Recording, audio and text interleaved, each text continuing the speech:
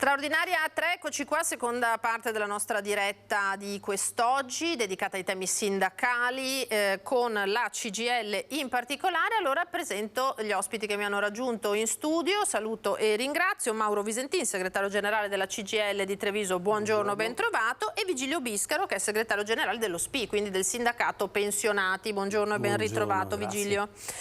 Allora, ci sono degli appuntamenti che vi attendono nei prossimi giorni in piazza con quella che avete definito, Visentin, una maratona di protesta, perché evidentemente c'è parecchia carne al fuoco, ci sono parecchi temi. Allora, in cosa consiste? E grazie alla regia, dove ci sono Tony Esposito e Alberto Piovesan, vediamo magari anche la locandina.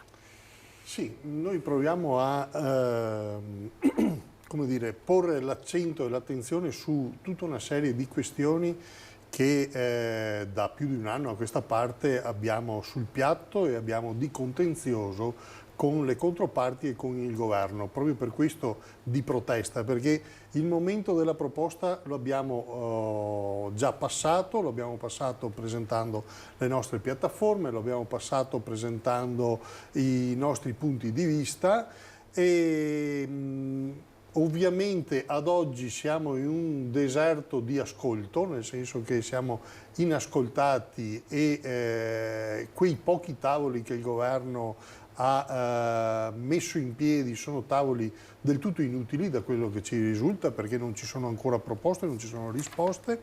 E noi continuiamo la nostra mobilitazione, che è partita con lo sciopero generale di dicembre scorso, è passata attraverso le varie manifestazioni sia sul territorio provinciale che a livello regionale che a livello nazionale, non ultima quella del 24 di giugno a Roma, una manifestazione per porre il tema della sanità di nuovo al centro dell'attenzione e proviamo a mettere insieme 100-150 persone che ci mettono la faccia e saranno in piazza ininterrottamente dalle 10 di mattina in piazzetta Aldo Moro, attiva a Piazza dei Signori, dalle 10 di mattina fino alle 6 di sera per 8 ore, che è l'orario della giornata di lavoro, a esporre le questioni che appunto prima dicevo,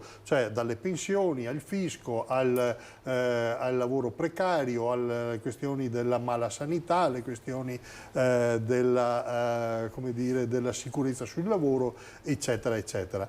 E avremo più di un centinaio di persone, circa 150 persone, che ogni 5 minuti si alterneranno e diranno la propria dentro a questi temi, proprio per spiegare che le questioni, i punti di vista sono tanti, sono diversi, ma che confluiscono dentro a tutta una serie di necessità, di esigenze che in qualche maniera noi vorremmo sottolineare in una giornata intera di lavoro.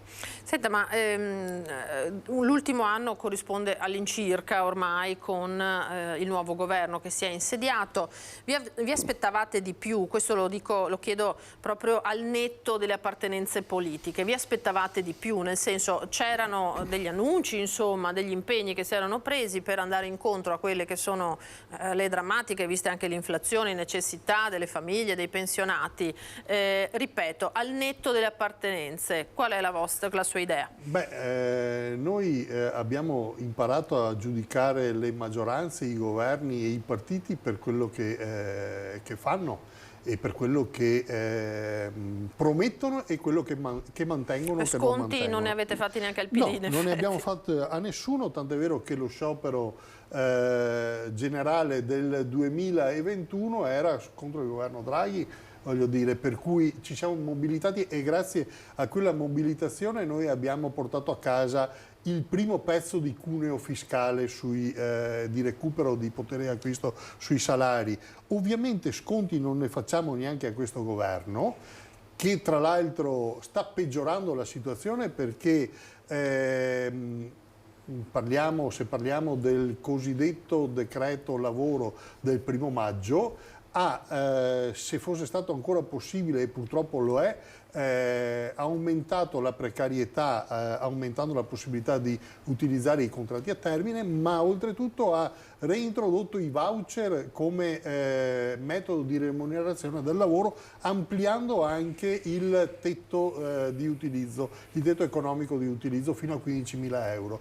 E questo va ovviamente contro una idea di società che noi pensiamo debba essere diversa, deve essere più come dire, accudita, deve essere più attenta ai bisogni e alle necessità dei lavoratori, che tra l'altro sono quelli che pagano circa l'85% dell'IRPEF insieme ai pensionati di questo paese, tasse che servono per pagare i servizi a tutti quanti.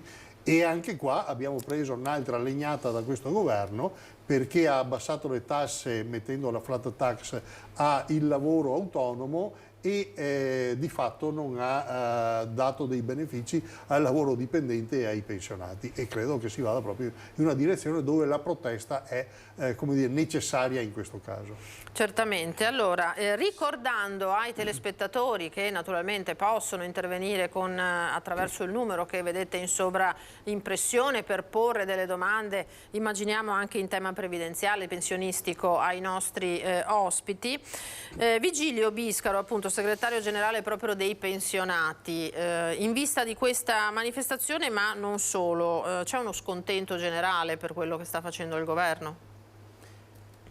Penso proprio di sì, sai, perché è ben vero che noi guardiamo ai fatti e non alle collocazioni politiche, il più delle volte. E qui devo dire che a livello locale ancora di più vale questa regola. Ma a livello più generale quello che salta agli occhi è un trattamento molto diverso, iniquo, fra chi può dichiarare determinati redditi e chi invece è costretto, uso il sostantivo, il verbo è costretto, a pagare le tasse in modo anticipato, lavoratori dipendenti e pensionati. Perché altrimenti non mi spiegherei il fatto che in campagna elettorale qualcuno, Salvini, dicesse 41 anni per tutti e perciò fuori dal mondo del lavoro, e Meloni sulla perequazione del 2022 rispetto al 2023 ha di fatto tagliato un diritto ai pensionati, perché il recupero sull'inflazione rispetto alle pensioni è stato fatto, ma non per tutti. Le pensioni che hanno un assegno sopra i 2.100 euro lordi, questi sono stati taglieggiati rispetto, come posso dire, agli altri. E in più c'è questa cosa che io non finirò mai di dire in tutti i luoghi. Non possiamo pensare che un aumento della precarietà dia più reddito, dia più entrate allo Stato e dia più tranquillità a questa società, perché i pensionati sono molto preoccupati della situazione delle giovani generazioni, e prima si diceva reintroduzione dei voucher. Cioè, la CGIL ha promosso un referendum e poi il Presidente del Consiglio di allora lo ricorda a tutti, bisogna ricordarle queste cose. Gentiloni ha ritirato la norma perché nel frattempo, negli anni, i voucher sono stati gestiti in modo, come posso dire, sbagliato.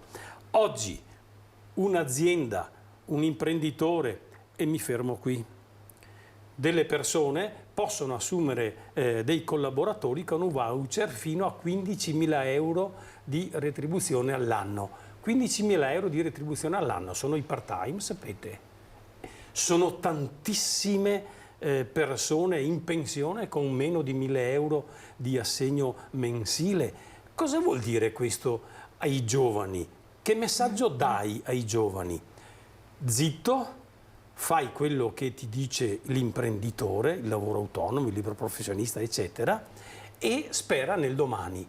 Il domani non c'è, per queste situazioni e per queste fasce di popolazione. Non voglio essere troppo lungo, ma che domani ho io, diplomato, laureato, a parte che tanti laureati se ne stanno andando e continuano ad andarsene dal Veneto, che prospettive ho io rispetto alla famiglia e rispetto alla mia futura situazione di pensionato? Punto di domanda. Queste sono risposte che non abbiamo da quando è entrato in essere, diciamo così, il nuovo governo. Avevamo iniziato in realtà dei tavoli con il confronto col governo precedente con Draghi, ma quello che oggi c'è è che il ministro del lavoro, il governo tutto, ha fatto un accordo che noi abbiamo come posso dire, stigmatizzato. È inutile aprire tavoli di confronto tecnici quando tu non risolvi le questioni politiche.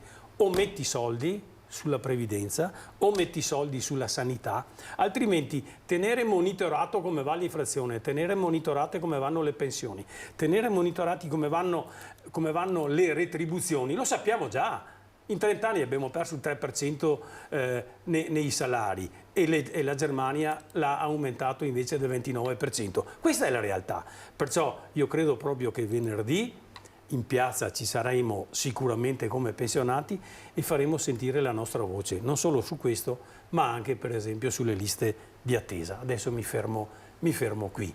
Ecco, allora abbiamo parlato di uno slow mob, non un flash mob quindi, ma uno slow mob, cui parteciperà Vigilio, immaginiamo? Credo di sì. Devo dire che nel momento in cui il mio segretario generale mi dice guarda che ho in mente di fare una manifestazione lunga, non un flash mob, uno slow mob. Io che non sono anglofono ho detto ma cosa ti metti in testa? E in realtà però devo ricredermi, è una bella cosa, perché saremo lì categorie di attivi e pensionati, credo anche associazioni del volontariato, credo forze politiche, chi vorrà, ecco, per dire la loro. Ecco, io dirò la mia per esempio su questo. E non so se va bene dire le proprie cose in televisione. Forse anche sì. Direi di sì, diciamo quello che uno pensa. Il 22 febbraio del 2022 il mio medico di famiglia mi ha fatto una richiesta per una visita di controllo per il mio intestino, cioè la colonscopia. L'ho fatto all'inizio di luglio del 2023. Ecco, per dirne per fare un esempio proprio concreto. Sì, bisogna fare questi esempi. Allora, queste cose qui stanno minando la fiducia nel Servizio Sanitario Nazionale e stanno lasciando invece aperte non solo le porte, ma ormai le finestre, ma anche le porte alla sanità privata. Un mese fa abbiamo visto in un quotidiano locale che tutti conosciamo e che tutti leggiamo, che il presidente del centro di medicina di Viale della Repubblica ci ha detto tranquillamente state tranquilli su sta roba qua, ha iniziato la Lombardia, adesso seguirà anche il Veneto e nel giro di 10 anni noi abbiamo dei centri di medicina privati, di sanità privata, che sono triplicati, sono 100 e qualcosa, dopo casomai dirò anche il numero esatto. Cosa vuol dire questo? Vuol dire che da un lato lo Stato si ritrae rispetto a un diritto che è, secondo noi, un diritto universale, tra l'altro sancito dalla Costituzione, e dall'altro dice ai cittadini chi può si cura e chi non può aspetta i tempi del servizio sanitario oppure, come sta avvenendo nei pensionati, e spero che questo lo risolveremo al più presto, ma non sono tanto fiducioso, non si curano.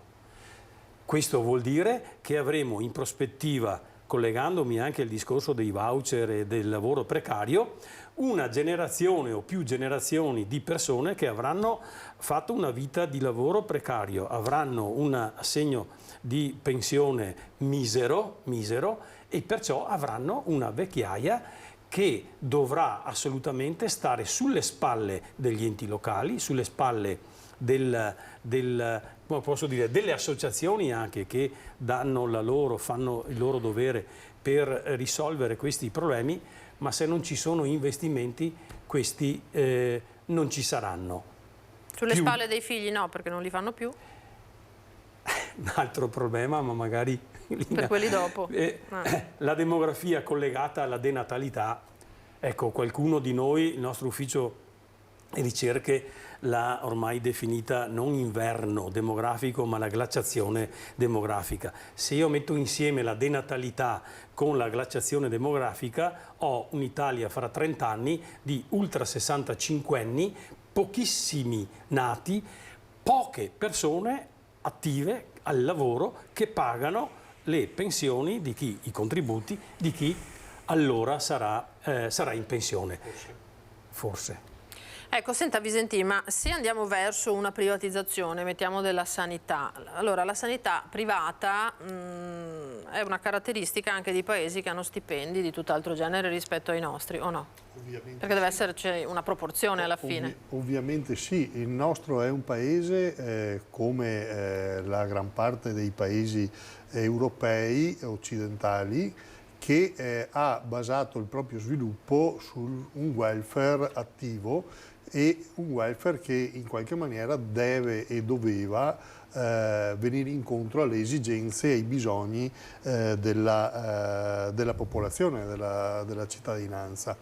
E questo veniva chiaramente costruito con una sorta di solidarietà, da qua anche la tassazione progressiva, dove chi aveva di più contribuiva di più rispetto a chi non aveva nulla o aveva poco e contribuiva per quel poco che poteva. Questo è un modello di società che prevedeva appunto un pubblico che funzionasse e che desse delle risposte sulla scuola, sulla sanità, sui trasporti, sulle pensioni, eccetera, eccetera, eccetera. Se cominciamo a smantellare questo, o se siamo arrivati allo smantellamento di fatto, perché come dire, la sanità ad oggi abbiamo visto e abbiamo imparato che o hai tempo di aspettare e fortuna di arrivarci a quell'appuntamento, oppure come dire, te lo paghi. E se paghi allora lo puoi fare se hai uno stipendio adeguato e chiaramente un reddito di un certo tipo, oppure se no devi metterti nelle mani della provvidenza, sapendo che la provvidenza non funziona sempre in maniera regolare, arriva una volta sì e 10 volte no. Questo purtroppo anche qua dobbiamo parlare di che tipo di società vogliamo, ma se la società è legata anche al tipo di rapporto di lavoro, è legata alla precarietà, è ovvio che o un precario lo paghi 10.000 euro al mese e allora ha la possibilità, come dire, di avere una vita dignitosa lo stesso, oppure devi stabilizzarlo, dargli una busta paga che sia una busta paga coerente con il costo della vita, e differentemente il gioco non può funzionare, non può stare in piedi. Esatto, tra l'altro queste sono ore di mobilitazioni in generale, no? Perché oggi c'è stata sul territorio nazionale una mobilitazione della Polizia di Stato che è scesa in piazza perché appunto si trovano sguarniti di personale, si trovano con mezzi ridotti e questo non solo non aiuta la loro sicurezza ma non aiuta neanche la nostra, insomma è evidente. E poi c'è il ministro Salvini che ha convocato un tavolo per cercare di sventare lo sciopero dei trasporti, perché c'è anche questo tema in queste ore, no? Per cui c'è fermento, come si dice. Lo sciopero dei trasporti si può sventare in una maniera molto semplice: si ascoltano i lavoratori e si danno risposte concrete, serie, che stanno in piedi alle richieste che fanno i lavoratori.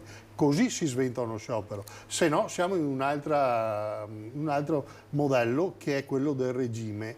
Allora, siccome penso che la democrazia ce la siamo conquistata e anzi i nostri nonni, i nostri padri se la sono conquistata e ce l'hanno data in dote, noi dovremmo preservarla piuttosto che gonfiare il petto come si è fatto anche in maniera inopportuna dicendo che si rincorrono in tutto il globo terracqueo i scafisti e dopo abbiamo gli autisti che scaricano i migranti poveracci fuori dalla porta dei comuni. Davanti alla porta del comune, perché cioè, veramente siamo alle scene di operetta se non fossero tragiche. Già, decisamente. Allora, tra i provvedimenti di questi giorni c'è la carta sociale che è stata ribattezzata Dedicata a te.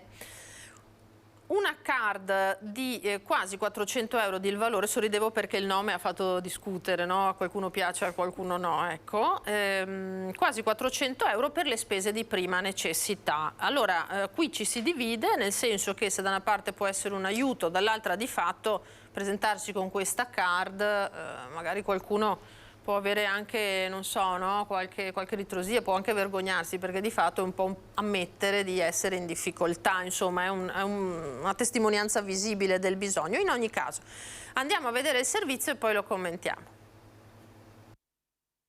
Tra i 7.558 comuni italiani che hanno attivato le procedure per la consegna della tessera Salva Carrello c'è anche quello di Treviso. Una forma di sostegno diretto alle famiglie in difficoltà per acquistare beni di prima necessità istituito dall'esecutivo.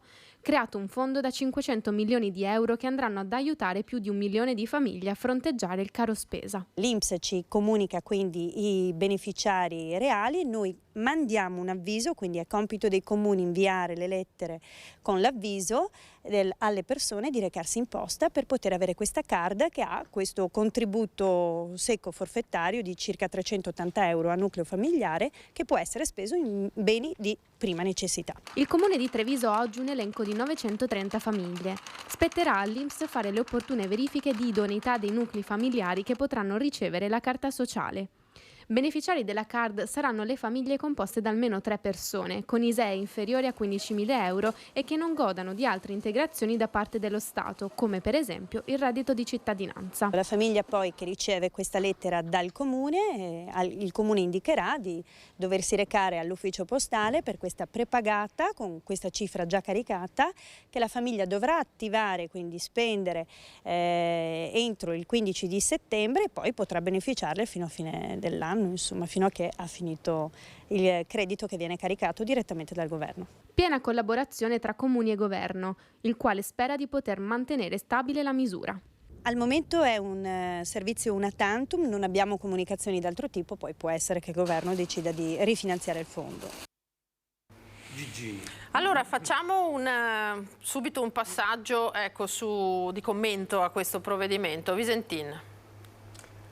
Mentre vediamo tra l'altro la foto del ministro, no? Che mostra, se è possibile regia, questa card, ecco, eccolo qua. Questa dopo ce n'è un'altra. Sì, andiamo. Ce n'è un'altra, questa. Io non so che differenza ci sia tra questa e quella. Forse dell'importo, forse della, come dire, neanche della maggioranza, forse di un pezzo di maggioranza. Perché un pezzo di maggioranza di quella della foto di Di Maio adesso sta governando e è seduta accanto al ministro Lollobrigida che criticava Di Maio prima. Ecco, io credo che queste non siano le soluzioni. Le soluzioni sono stabilizzare le persone, fare i contratti che siano adeguati al costo della vita, dare le risposte, far pagare chi non ha pagato le tasse. Abbiamo 130 miliardi di evasione all'anno di tasse, e andare a prendere i soldi dove sono stati fatti gli extra profitti, e penso alle aziende energetiche piuttosto che le farmaceutiche, piuttosto che le banche che hanno fatto una montagna di soldi con gli aumenti dei tassi, eccetera, eccetera, eccetera. Ecco, noi pensiamo che bisogna andare da quella parte. Chi va ancora, ma potrei richiamarmi a un'altra foto ancora di prima, ancora con un certo ministro Tremonti che anche quello aveva fatto la social card. E anche qua si parla di social card, che è una specie di bancomat, E quando chiediamo di abbassare l'uso del contante, altro elemento che favorisce il nero, che favorisce l'evasione, ci dicono che gli anziani, i pensionati eccetera non sono in grado di utilizzare il bancomat, per cui li metteremo in difficoltà. E dopo si fanno le social card e le si distribuiscono ai poveri, che per la maggior parte sono anziani, sono pensionati, sono gente che ha difficoltà. Ecco. È bene che ci mettiamo d'accordo e ci raccontiamo le cose come stanno. Ad essere, non posso dire, precisi, io metto insieme le due cose. La sconfitta della povertà del governo giallo-verde con Di Maio, che in piazza Venezia a Roma con quella carta diceva: bene, in Italia abbiamo sconfitto la povertà, e questo governo che modificando in peius il reddito di cittadinanza si trova in difficoltà perché ha usato il malcontento sociale per avere voti, e adesso fa la stessa cosa di Di Maio. Qui le cose non vanno proprio. 380 euro, fate una divisione, 1,20 euro, 1,30 euro al giorno un caffè, e abbiamo visto che cosa è l'aiuto alle persone, alle famiglie. Ripeto, 3 componenti, 15.000 euro di ISEE. Stiamo parlando, come diceva Mauro, di chi sta male, cioè all'interno dei 4-5 milioni di poveri che non possono sopravvivere con artifizi, non possono sopravvivere se non accettando quello che prima si diceva rispetto ai voucher. Io accetto un lavoro, purché sia un lavoro, come posso dire, minimo, e perciò pagato male, senza diritti, e così sopravvivo. È questa la società che il governo ha in mente, una divisione fra chi sta bene e chi sta male, perciò chi sta bene vive tranquillamente, chi sta male aspetta che dal tavolo cada qualche briciola e così sopravviverà. So che uso parole, come posso dire, un po' pesanti, ma è questa la situazione, bisogna avere la memoria lunga. Io lo dico a tutti, stiamo attenti alle chimere che qualcuno, come posso dire, alza nel momento in cui deve prendere voti. Ma quando governa, e questo vale anche per i comuni, quando vai a governare un ente locale e hai queste problematiche, o trovi la solidarietà delle parti sociali e dai delle risposte, qui sì, utilizzando fondi pubblici e anche fondi privati, e ci sono situazioni nelle quali anche le aziende stesse dicono do del mio, e perciò facciamo questo, ma a livello nazionale non puoi tu prendere in giro i poveri dicendo ti do un caffè al giorno e così mi sono lavato la coscienza. Ho calcolato, è meno di un caffè al giorno. È meno di un caffè al giorno, 1,04. Ecco, abbiamo una telefonata. Una tantum. Buongiorno. Buongiorno dottoressa, lei e i suoi ospiti. Sono Salve. Sebastiano da Abano. Prego. Io appunto quando sento dire i sindacati dobbiamo dare diritti tutto ai lavoratori, io dico ancora questi si stanno prendendo in giro. E quale motivo? Perché se noi abbiamo tutti questi contratti precari è grazie alla classe dei sindacati che non hanno fatto un bel niente per gli operai, perché ormai i sindacati dove stanno? Stanno in politica, non stanno più dalla parte dei lavoratori. A chi difendono? Difendono quella gente, per esempio, non so, una classe operaia ormai non c'è più, ormai c'è soltanto lavori precari. Cioè quando io sento dire alcuni che dicono noi cerchiamo lavoratori, diamo 2.000 euro al mese, io dico ma questi ci stanno prendendo in giro? Guardi che io lavoro nel settore alberghiero da 30 anni, anzi 21 anni, per essere 21 anni io prendo 1.600 euro al mese. Quando sento dire che vi danno 2.000 euro mi sale il sangue in testa, perché io vorrei capire dove sono questi che offrono 2.000 euro al mese, dove sono? Cioè me li dovete dire, dategli il mio numero che mi chiamano, io non sono uno che chiede quanti giorni di riposo devo fare o quante ore devo fare. Sono uno che lavora anche dalla mattina alla sera, basta che mi paghi. Però se dicono che mi danno 2.000 euro, io sono un professionista perché lavoro da 21 anni nel settore alberghiero e sono pronto a mettermi in gioco. Mi devono fare un contratto di 2.000 euro al mese, se no stanno dicendo soltanto cavolate. Grazie, dottoressa, grazie a lei. Buongiorno. Chiarissimo, chiarissimo. Allora, Vigilio Biscaro. Io capisco, Sebastiano, il tuo sfogo e per certi versi lo approvo, ma dobbiamo fare chiarezza su questo. I sindacati confederali, CGIL, CISL e UIL, non hanno mai sottoscritto contratti nazionali a cui tu fai riferimento, bensì tutti quei sindacati di comodo che fanno contratti nazionali per abbassare i diritti che invece i contratti firmati dai confederali hanno, e perciò abbassano non solo la retribuzione. Ci sono contratti nazionali firmati dalle sigle, diciamo, noi li chiamiamo pirata, dalle sigle non confederali, che concordano una paga oraria anche di 3-5 euro. Perciò, Sebastiano, quello che noi chiediamo, e mi metto proprio fuori, sai, dal giudizio che hai dato tu dei sindacati confederali. Noi non siamo mai stati questo, almeno la CGIL. Noi chiediamo da tantissimi anni, e qui hai ragione, la classe politica manca da tanto tempo, e cioè dal 48, perché è dal 48 che noi chiediamo una legge di rappresentanza all'interno del mondo del lavoro. Una legge di rappresentanza che significherebbe si siedono al tavolo della trattativa non i 40 sindacati che ha chiamato Salvini e la Meloni, ma si siedono al tavolo delle trattative quei sindacati che hanno un minimo di rappresentatività, che non è mica tanto alta, sai, è il 5%. Bene, questi sindacati, questi contratti pirata, vuol dire che rappresentano al più, credo di non ricordare male, 100 persone. Ci sono contratti nazionali che vengono sottoscritti anche dagli imprenditori e da questi sindacati per applicarli a un centinaio di persone in Italia. Questa è la causa di quei 1.100 erotti, perché il CNEL mi pare che a marzo ne abbia registrati più di 1.100 contratti nazionali. Bisogna fare pulizia. Come fai a fare pulizia? Così come fa la classe politica.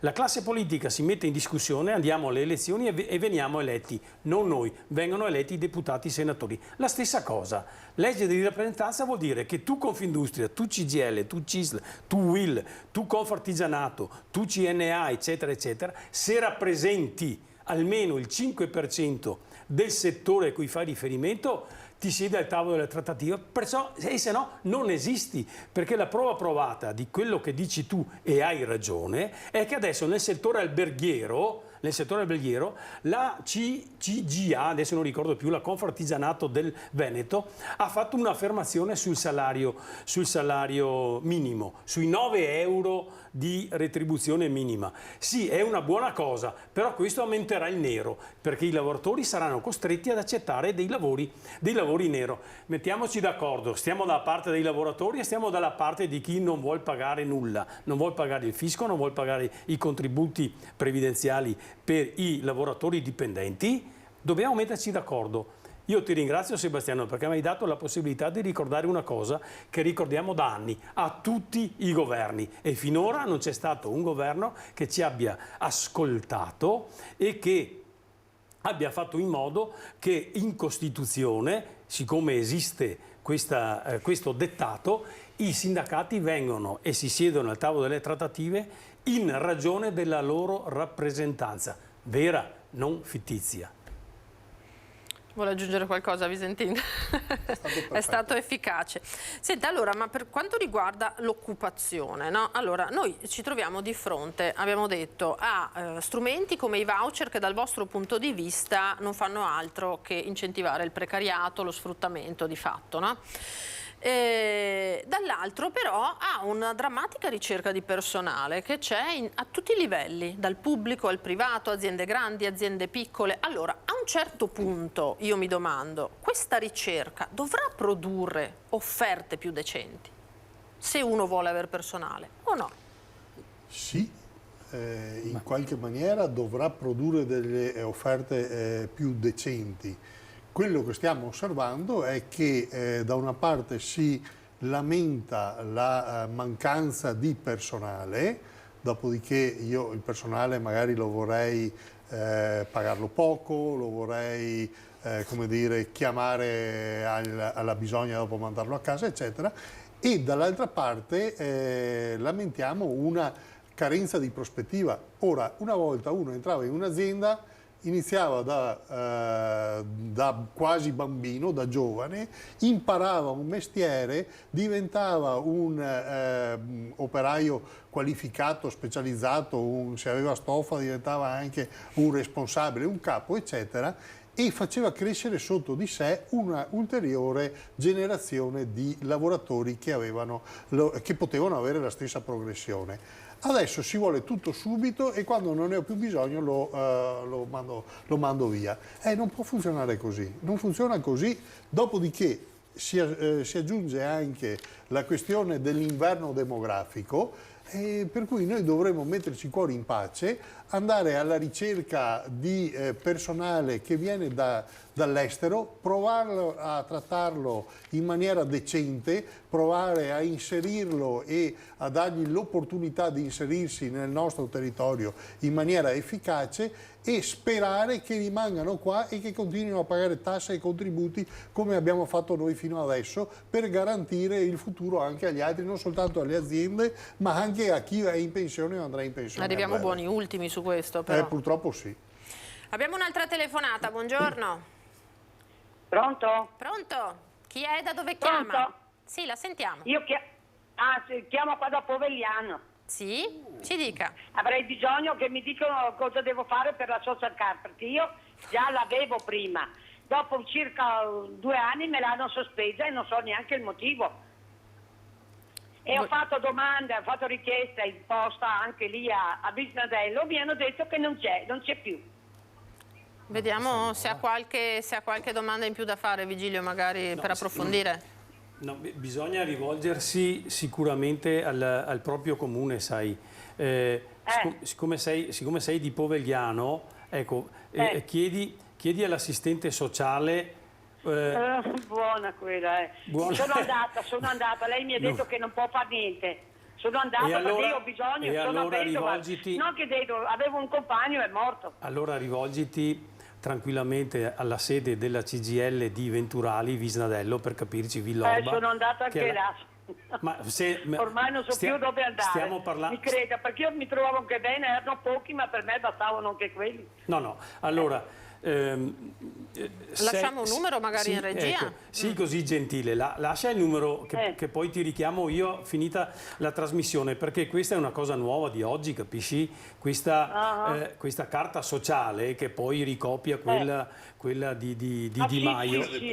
Quella di prima 2 anni fa, come dicevi tu, 3 anni fa, perfetto. È cambiato il governo, cambiano il nome, ma sempre una miseria sempre ti danno. Quella, la minestra è sempre quella. Sì, allora fammi un piacere, perché così non riesco... Io ne ho di bisogno, che lei capirà, io ne ho di bisogno assolutamente anche di quei 40 euro al mese lì. Mi crede, sono in disperazione. E qui non ci piove, sai, tranquilla.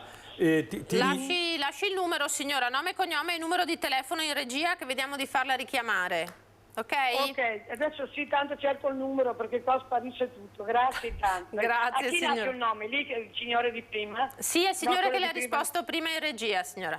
Ah, va bene, grazie. Grazie a lei, perché queste poi sono le situazioni. No? Queste sono le cose che noi affrontiamo e devo dire a livello territoriale le affrontiamo anche con un confronto positivo con gli enti locali, con le assistenti sociali e con i sindaci. Io non nego questo. Però il problema è che se tu hai una struttura economica come quella italiana e hai un mercato del lavoro così e vuoi far concorrenza alla Cina, concorrenza agli Stati Uniti, concorrenza alla Germania con i voucher, quello che prima diceva Mauro è assolutamente vero. Andiamo da un'altra parte, diventiamo terzo mondo, quarto mondo. Noi, la Confindustria ce lo diceva, ogni anno ce lo dice, ma i governi, specialmente l'ultimo, su sta roba qua non sente, proprio ha un'ipaucusia forse da lavoro. Bene, noi abbiamo bisogno di persone e perciò i migranti, l'ho detto anche ad altre volte, li andiamo a prendere noi nei loro paesi, li formiamo, gli facciamo imparare l'italiano e i nostri usi e costumi, si diceva una volta, non li possiamo far ammazzare nel Mediterraneo, perché questi sono importanti per noi per una cosa sola, perché chi migra per tantissime ragioni, ma chi arriva qui in Europa sono le persone che nei loro paesi stavano meglio. Altrimenti non avrebbero le possibilità economiche di pagare sti stramaledetti scafisti, eccetera, che li spostano e li trasportano in Europa. E normalmente, se hanno un diploma di scuola superiore, sono mediamente più alti del livello di scolastico dei nostri giovani. I nostri giovani, lo dicevo prima e lo ripeto, che riescono con fatica e con, come posso dire, aiuti da parte delle famiglie a laurearsi, dopo non rimangono in Italia, perché propongono a loro uno stage, propongono a loro i voucher, propongono a loro un contratto a tempo determinato e se ne vanno via. Io adesso aprirei l'altro fronte. Perché in provincia di Treviso mancano 141 medici? Perché nel Veneto adesso abbiamo bisogno di 2115 medici? Perché finora non abbiamo preso in mano questa situazione? Allora io, pur essendo, come posso dire, da questo punto di vista tranquillo, perché se chiediamo ci rispondono, ma il problema è che anziché vivere in Veneto, i medici, come infermieri, come tanti altri, vanno all'estero. Perché vanno all'estero? Perché sono trattati meglio, capite? Perché l'amministratore, ho trovato l'articolo, l'amministratore delegato del gruppo Centro di Medicina e Casa di Cura Villa Maria ci dice che nella Marca ci sono 165 centri di medicina privata e ci dice che il Veneto, guardando a quello che è accaduto in Lombardia, la sanità privata diventerà sempre più importante. Perché diventerà sempre più importante? Perché questo governo e anche quelli precedenti, anziché aumentare gli investimenti sul Servizio Sanitario Nazionale, lo hanno diminuito. Perché l'attuale governo, che ne dica, non ricordo il nome del ministro, ha ridotto dallo 0,5 al 0,6%, passando a 6,3 rispetto al 6,9%, rispetto al PIL, gli investimenti sulla sanità pubblica. Questo devono fare i governi se hanno a cuore la salute dei propri cittadini, altrimenti ci stanno prendendo in giro. E ritorno a prima, chi può va nella sanità privata, chi non può non si cura. C'è un'altra telefonata, pronto? Buongiorno.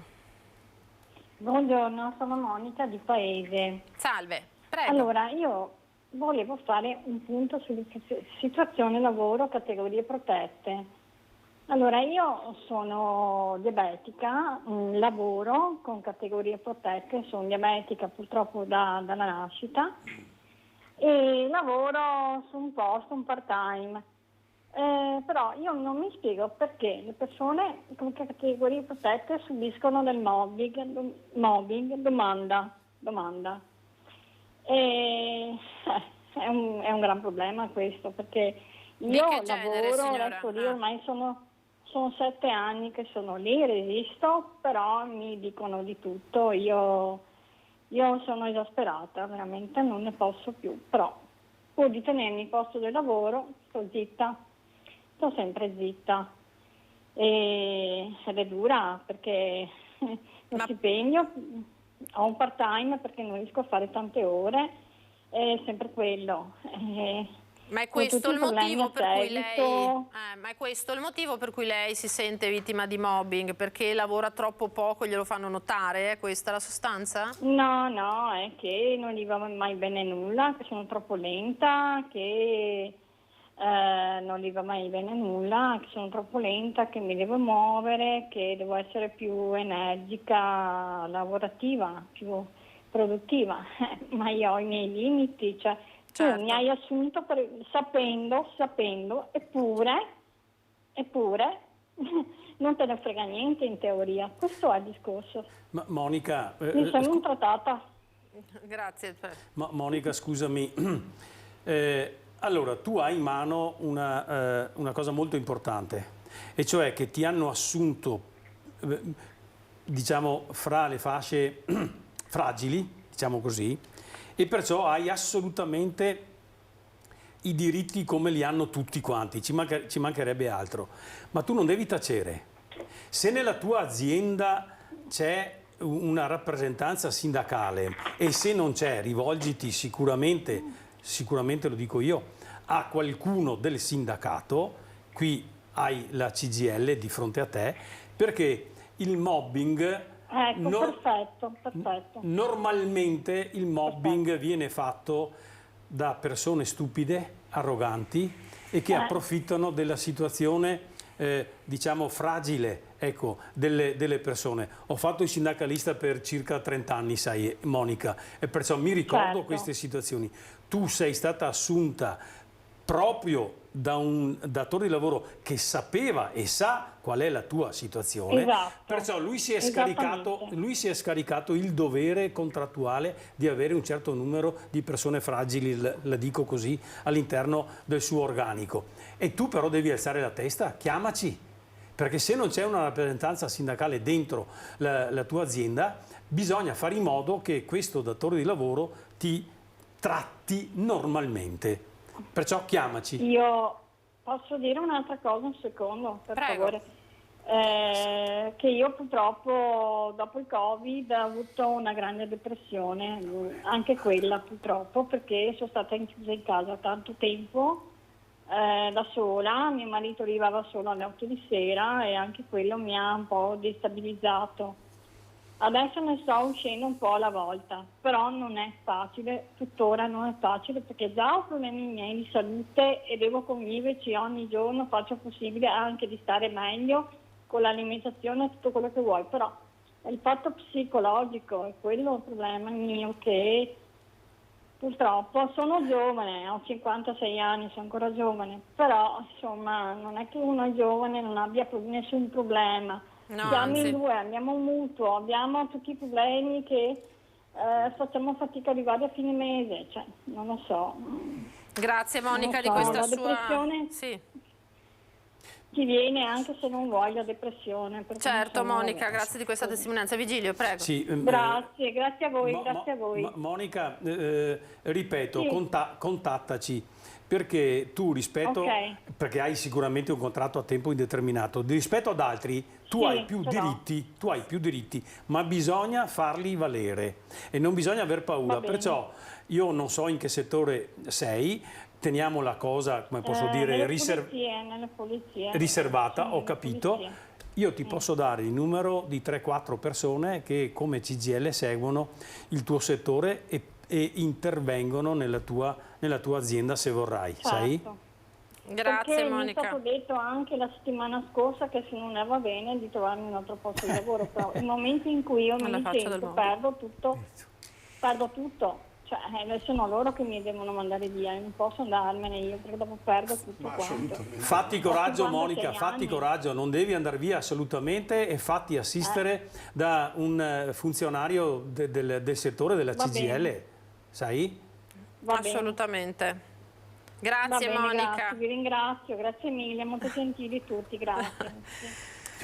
Perché queste sono le situazioni, no? Poi Visentin, dicevamo, cioè, a cui si somma tutto. Purtroppo sì, e c'è questo clima dove si continua a destabilizzare, come dire, il posto di lavoro e si inizia ovviamente da chi è più ricattabile, per cui dai precari, da chi non ha la stabilità, e dopo un po' alla volta ci si fa forza, ci si fa grossi e si cominciano ad attaccare anche quei lavori, quei lavoratori che invece hanno ancora dei diritti e sono in difficoltà magari nel farli valere, perché dopo quando tu metti sotto scacco una parte dei lavoratori perché sono ricattabili, questi prima magari si sarebbero mobilitati anche per difendere un collega di lavoro, adesso si guardano bene 2 o 3 volte. Fortunatamente ci sono anche delle leggi e finché resistono ed esistono noi faremo di tutto per applicarle, per cui alla signora io dico senza dubbio ci chiami oggi stesso e vediamo di trovare la modalità per far valere un suo diritto, che è un diritto della signora ma è un diritto di tutti, soprattutto di quelle persone che hanno una situazione di fragilità e che devono essere tutelati più degli altri. Ecco, Vigilio, andiamo negli ultimi minuti finali anche a quelli che sono gli aggiornamenti sulle pensioni, no? Perché ci sono anche delle scadenze rispetto alle modulazioni delle pensioni. A che punto siamo? Allora, la solita domanda che faccio, se sono più ricchi sti pensionati oppure no. Siamo nella situazione ex ante, direi. Noi abbiamo fatto un passo in avanti rispetto a quello che il ministro del lavoro, la ministra del lavoro Calderone ci diceva nei primi incontri, e prima Mauro diceva i tavoli sono inutili. Ti devo dar ragione, Mauro, perché il quarto incontro presso il tavolo dell'osservatorio dentro il quale Ministero del Lavoro e CGIL, CISL-UIL e altri sindacati minori si incontrano e osservano come va la situazione delle pensioni in Italia, sapendo che noi è da 3 anni che abbiamo una piattaforma che giace, non posso dirlo perché l'abbiamo spiegata non so quante volte a tutti i governi, ma un passettino in avanti rispetto a quello che hanno promesso quasi tutte le forze politiche in campagna elettorale. Non l'abbiamo fatto perché abbiamo lo scoglio della perequazione che dicevo prima. Non tutte le pensioni vengono, e la legge c'è e la norma c'è, vengono adeguate all'inflazione. Non tutte le situazioni di fragilità all'interno dei pensionati vengono trattate allo stesso modo. In più Meloni ci dice che ha aumentato le pensioni minime dicendo una falsità, perché si trattava dell'aumento della 14ª che è stata conquistata dalle lotte dei sindacati confederali, non dai governi. Siamo stati noi che abbiamo fatto un accordo affinché per le pensioni più basse ci sia anche la 14ª. E poi le questioni più classiche.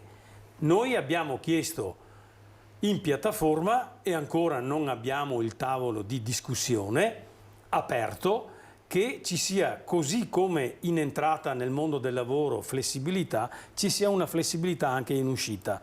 Noi abbiamo fatto una proposta che forse è troppo grande, non lo so. Salvini e il sottosegretario Durigon ha detto che entro la vigenza di questo governo, entro questi 5 anni, arriveremo ai 41 anni, ma come? Con i contributi e perciò un assegno di pensione relativo ai contributi che abbiamo versato, o come ho letto 3 giorni fa con il 20% in meno, perché 41 anni è troppo oneroso per l'INPS.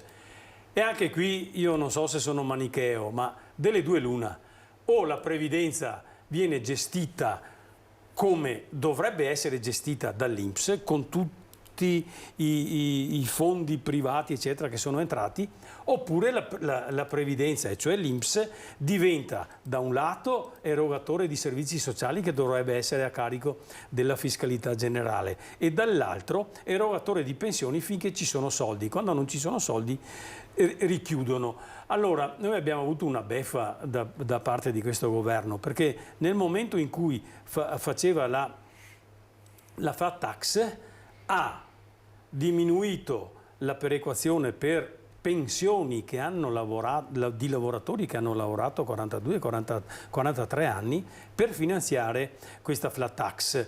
E anche qui, come usciamo rispetto al futuro per le pensioni delle nuove generazioni? Questi sono gli argomenti, oltre alle pensioni per i lavori di cura, e qui ci sono le mamme, maternità, paternità e lavori usuranti e lavori gravosi. Su questo i tavoli e gli incontri che abbiamo avuto finora non sono entrati nel merito, per un semplice motivo, perché pur dicendo che bisogna superare la Fornero e che siamo tutti d'accordo nel superare la Fornero, chi paga? Non ce lo dicono, non ce l'hanno ancora detto, e mi sa tanto che se andiamo avanti così, prima della legge di bilancio per il 2024 metteranno dentro nel calderone tutte queste questioni, compresi gli aumenti salariali, compreso il fisco, compreso i contributi, e poi diranno a noi, beh, lasciate perdere un po' i pensionati, lasciate perdere un po' i lavoratori dipendenti attivi, perché non ce la facciamo. Prima veniva ricordato, noi non solo abbiamo 120, 110, 130 a seconda dell'anno miliardi di evasione fiscale, perciò di ricchezza che non risulta, ma abbiamo anche 40-60 miliardi all'anno di evasione contributiva. Vuol dire che tutte quelle aziende che magari si lavano la bocca dicendo che da noi i lavoratori stanno bene e li paghiamo bene, ecco, si dimenticano di pagare i contributi per i loro lavoratori. Chissà perché si desmentega di pagare i contributi. Cioè, qui siamo sul serio a un punto di snodo importantissimo. E io sono convinto che i sindacati confederali sapranno fare la loro parte.